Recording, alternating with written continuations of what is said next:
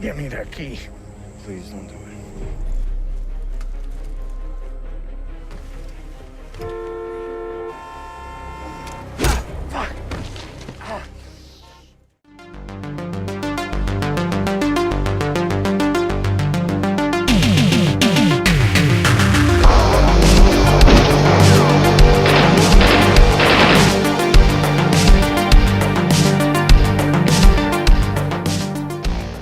So we are talking First Kill, a 2017 action crime drama directed by Stephen C. Miller, and this one stars Bruce Willis and Hayden Christensen. Now, when you see a kind of a Bruce Willis direct-to-video movie these days, it may fill you with a sense of dread. However, this is more Die Hard 4, I would say, than Die Hard 5, so he's a little bit back on his game. The story focuses on Hayden Christensen, who is this kind of city broker, and he's kind of not paying a lot of attention to his son. His son is getting bullied at school, so they decide to kind of go for a kind of a break back to Hayden Christensen's old kind of country town where he grew up, could do a bit of hunting, see some relatives. However, this town has been recently a victim of a kind of a large-scale bank robbery, and Bruce Willis plays a cop in this kind of in this small town who runs across Hayden Christensen's character at the beginning and kind of says, like, you take care, etc. There's these bank robbers that are around, essentially, and of course Hayden Christensen runs into one of which is played by Renly Baratheon himself, who's the actor's name I can't remember. I do apologise.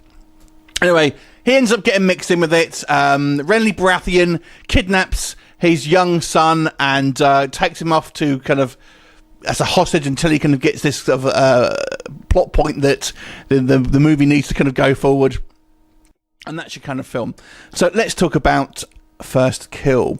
I've got to say, I actually quite enjoyed this film, but my main areas of entertainment with this film wasn't in either Bruce Willis or Hayden Christensen. It was actually with the character Levi, who was played by the actor who was Renly Baratheon in Game of Thrones, because he kind of kidnaps this son in exchange for getting Hayden Christensen to do something.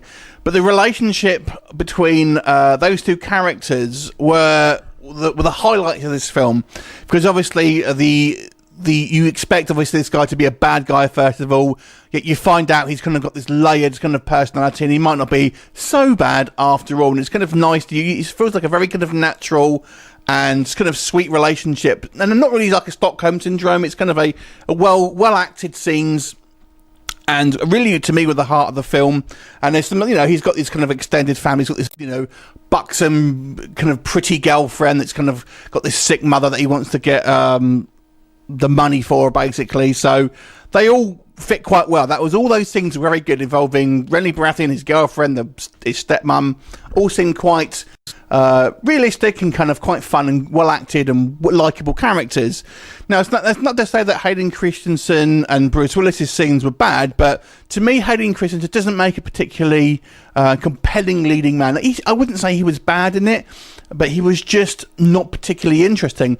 Bruce Willis, on the other hand, I would say he actually seems like he's kind of a bit more invested in this role. I mean, it's not going back to the glory days of Bruce Willis, but like I said, it's kind of a Die Hard 4. So when you watch Die Hard 4, for example, you think, oh, it's definitely better than Die Hard 5. It's kind of like that. Certainly engaging. I mean, Bruce Willis is more of a supporting character. He's not in this loads, but he certainly gets a fair amount of screen time. The action is sparse, but it seems a little bit drawn out when it does happen.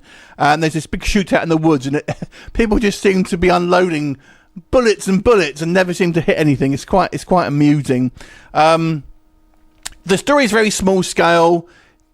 It was completely well acted. I thought everyone seemed engaged. Not everyone might have seemed massively interesting, but everyone seemed kind of quite engaged with it. It was a well shot film, and the actual story kept me intrigued. And I was really looking forward to, like I said, the scenes involving I think the Ty Shelton's the little lad's name, and the guy who played Renly Baratheon and his kind of crowd. They were by far and away the most interesting scenes for me, and I kind of would have liked to have seen more of that.